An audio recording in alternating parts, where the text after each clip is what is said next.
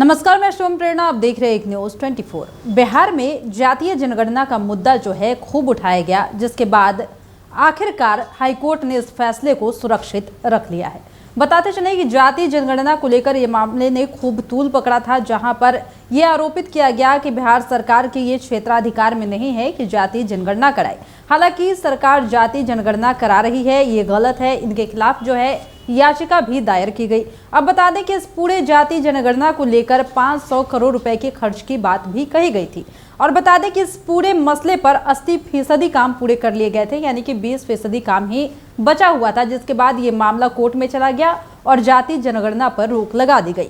अब ये मामला जो है हाईकोर्ट में था। इसके बाद इस मामले में सुनवाई हुई और सुनवाई को हाईकोर्ट ने इस फैसले को सुरक्षित रख लिया है। तो चलिए एक बार खबर को विस्तार से देखते हैं कि इस पूरे मामले पर क्या हुआ अब तक और हाईकोर्ट ने इस मामले में क्या कुछ कहा है। जाति आधारित गणना पर 5 दिन तक चली लंबी बहस के बाद पटना हाईकोर्ट ने शुक्रवार को अपना फैसला सुरक्षित रख लिया है। इसके पूर्व राज्य सरकार की ओर से महाधिवक्ता पीके शाही और अपर महाधिवक्ता अंजनी कुमार ने जाति आधारित गणना को लेकर जारी सभी गजट के प्रति हाईकोर्ट में पेश की। महाधिवक्ता पीके शाही ने शुक्रवार को पटना हाईकोर्ट में कहा कि यह सर्वे आम नागरिकों के हित के लिए आंकड़ा एकत्रित करने के लिए किया जा रहा है।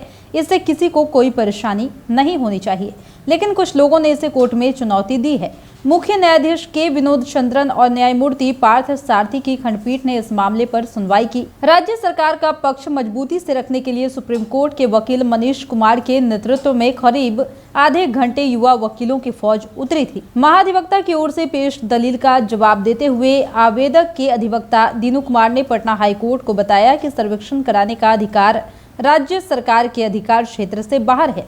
सर्वे असंवैधानिक है और समानता के अधिकार के खिलाफ है।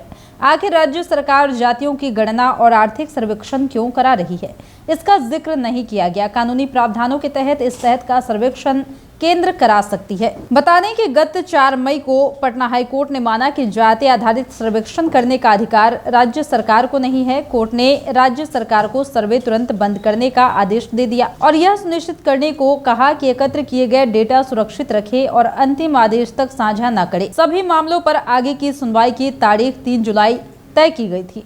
देखिए, अब ये मामला कैसे चला ये भी जानना जरूरी है। हाईकोर्ट में जाति आधारित गणना को अर्जी दायर कर चुनौती दी गई। इस पर सुनवाई के लिए 1 मई की तारीख तय की गई, लेकिन उस दिन दोनों पक्षों ने अगले दिन 2 मई को सुनवाई करने का अनुरोध किया। कोर्ट ने उनके अनुरोध को मंजूर करते हुए 2 मई को सुनवाई करने का आदेश दिया और 2 और 3 मई को दोनों पक्षों की ओर से पेश दलील को सुनकर कोर्ट ने 4 मई को अंतरिम आदेश जारी कर दिया। कोर्ट ने आगे सर्वे नहीं करने का आदेश दिया। साथ ही मामले पर अगली सुनवाई की तारीख 3 जुलाई तय कर दी। ये भी जानना जरूरी है कि जाति आधारित गणना में अब तक क्या हुआ और कब हुआ, तो चलिए एक बार इसको भी देख ही लेते हैं। 7 जनवरी 2023 को बिहार में जातीय गणना का काम शुरू हुआ। 21 अप्रैल 2023 को जातीय गणना को सुप्रीम कोर्ट में चुनौती दी गई। 27 अप्रैल 2023 को सुप्रीम कोर्ट में सुनवाई हुई और हाईकोर्ट जाने को कहा गया। 4 मई 2023 को जातीय गणना पर हाईकोर्ट ने अंतरिम रोक लगा दी। 9 मई 2023 को हाईकोर्ट ने जल्द सुनवाई के अनुरोध को खारिज कर दिया। 11 मई 2023 को राज्य सरकार ने सुप्रीम कोर्ट में SLP दायर कर दी। 18 मई 2023 को उच्चतम न्यायालय ने राज्य सरकार को पटना हाईकोर्ट जाने को कहा। 4 मई 2023 को पटना हाईकोर्ट की ओर से जाति आधारित गणना पर